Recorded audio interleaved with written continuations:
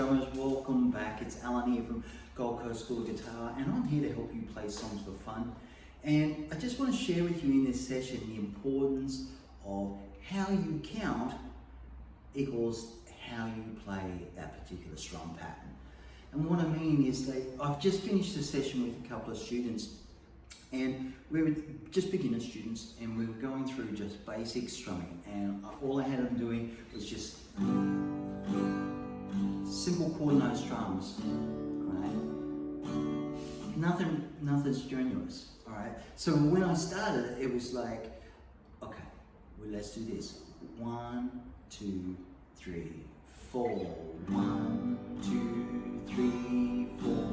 1, 2, 3, 4, and so on and so forth. All right, so I start off with that, and I get them to count out loud. All right, so, but when they play, their voices tend to go a little bit lower. But anyway, so we start off, and I'm playing along with them, doing that. 2, 3, 4, and they're playing along, and everything seems to be going well. And we do this for a couple of rounds, and then I get them to continue playing, and I stop and listen. And that's when I heard a very common thing that happens with beginners, and it was how they were counting.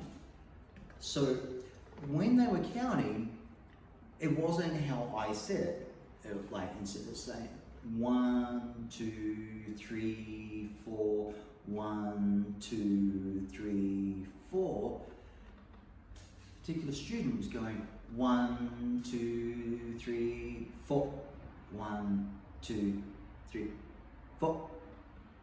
Right, so instead of copying what I did, they've misinterpreted it, and instead of saying 1, 2, 3, 4, 1, 2, 3, and they were shortening those syllables of 3 or 4.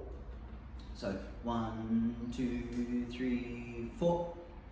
And what happened when they were doing that, they were lifting the chords too early, because that short 4, made them lift and stop the strum. So their strumming wasn't in time, they were losing time and moving, and it's slight, but it's noticeable when you're really listening to it. So they were going 1, 2, 3, 4, 1, 2, 3, 4, and like that. So not doing the full value of the note. Right? Now, I know most beginners out there do not have a fantastic ear. I personally wasn't born with a fantastic ear. So we got to do it different ways to how a lot of people may say you just do it by ear. That works to a degree, but quite often we have to get more, I suppose the word is mechanical about it, until it becomes natural. All right. Now, as you know, there's more than one way to skin a cat.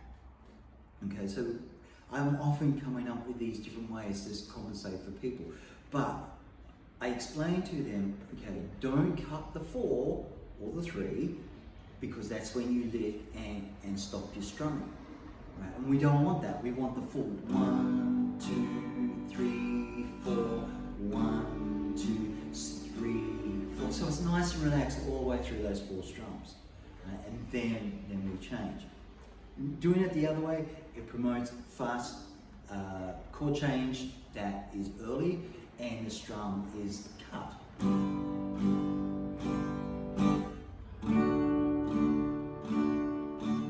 Okay, because as soon as they lift, that cuts the strum anyway. All right, so it made me realize the importance of words, right? And how does this relate to words and music? All right, we're not talking lyrics here, we're talking about how we make these movements happen that we've got to do to play the music. So as I said, like, if we're not born with a good ear, we've got to look at different ways to get there.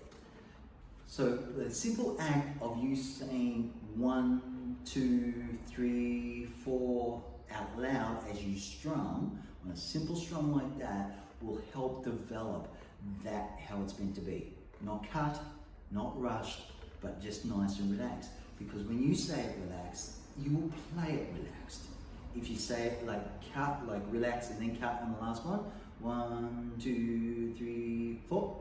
You're gonna shorten that, sharpen it, and get to the next beat early. And that's what was happening. The more they were saying this, the way they were saying it, their timing got out. Okay?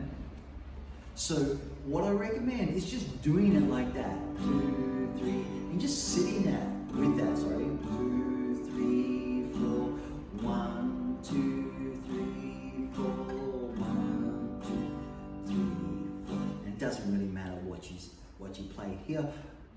Maybe even better if you just sit on one particular chord and just practice that to get it going. But there is definite power in the words, because when you speak, your body listens. Okay? So when you speak out loud, it controls what this hand's doing. 1, 2, 3, 4, 1. Nice and relaxed compared to 1, 2, 3, 4. 1, 2, 3, 4. Right?